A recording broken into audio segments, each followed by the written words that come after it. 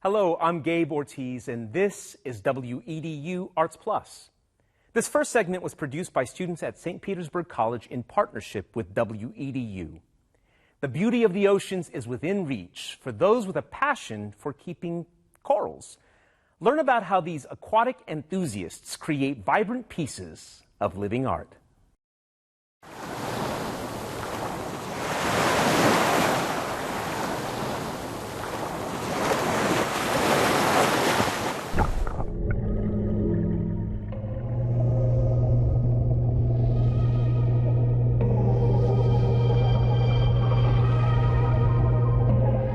Any aquarium in any public space is going to bring ease. It's going to release tension. It's going to take you to a different world. We're land mammals, right? So we don't get the opportunity to be in a different world. I would consider reefing an art form by the different types of corals.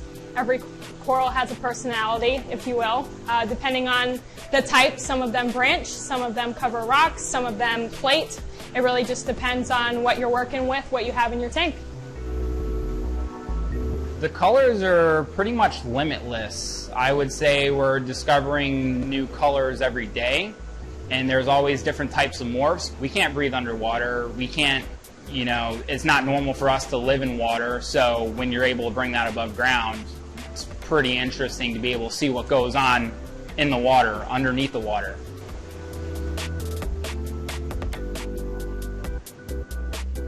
We have a lot of veterans that come into the shop, and some of them suffer from PTSD. I think it's more of a relaxing thing. When you get home from work, you just want to settle down, kick back, open up a beer, and watch the tank. Every tank is different. Some people have one set coral and they want nothing else. Some people, like we have a customer that comes in and she has nothing but anemones. It's really just all about preference at that point. Some people have everything. Some people have hard coral, some people have soft coral, anemones, and then there's also fish-only tanks where there's no coral. It is a lot of work, but in the end, it is definitely worth it. Unfortunately, with our climate getting worse, the hobby definitely is a good one because the more people we get involved, the more people we can hopefully help save our oceans and become more aware, too. It's not so much about what we do, it's more about the coral. So we're not giving the coral color, we're not giving it more color, we're not injecting colors, we're not doing anything like that. We're keeping everything consistent to let the coral promote the best colors it naturally has. This hobby is a really eye-opener. It's not, let me get a tank, let me put a fish in it, let me slap some corals in it, I want it now, now, now. It doesn't happen that way. You got to have a lot of patience with it. And what we're really trying to do is we're trying to replicate the ocean.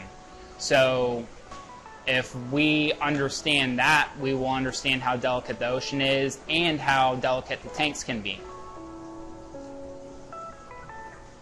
Here at A Tropical Reef, we are an aquaculture facility. We probably aquaculture maybe over 1,000 new corals every week for our customers to come in and purchase, and we do small aquaculture and put back into our oceans ourselves as well. So aquaculture is when, say I get a frag of some sort of SPS and that grows in my tank. I can then take it, clip it, glue it to a frag plug, and now that frag that I gave to my friend is considered to be aquaculture. It's been in my tank, it grew in my tank, it's in captivity, so we're not taking that from the ocean anymore. And I really think that that kind of practice over time will really help out the oceans as well. We're learning along the way, but I think it's a much more sustainable approach when it comes to harvesting coral for the hobby. There's definitely an art to keeping coral, for sure. These are organisms that can't talk to you. You kind of have a rough idea of what your dog needs, right? Or your cat, or any kind of domestic animal that we may keep in our house. because there's so much research that's been done on dogs and cats and your domesticated animals, right? But there's not a whole lot of research out there on keeping coral in your home aquarium. So you kind of have to check out your coral and see how it's doing. Does it need to be fed more? Does it need to be fed less? Does it need more light? Does it need less light? These are all kind of experimentations that the hobbyist ends up doing. And I feel like there's a true art form to that. I challenge everybody watching this right now to step out of their comfort zone, hop on Netflix, and just search the word coral and watch one of those documentaries. I really feel like those are the kinds of series, along with this one, that pique people's interests on a whole new level. I think that could really make a difference. And one person at a time, right? One person at a time. That's all it takes. And eventually, we can get there. And I think that the coral reefs will benefit because of it.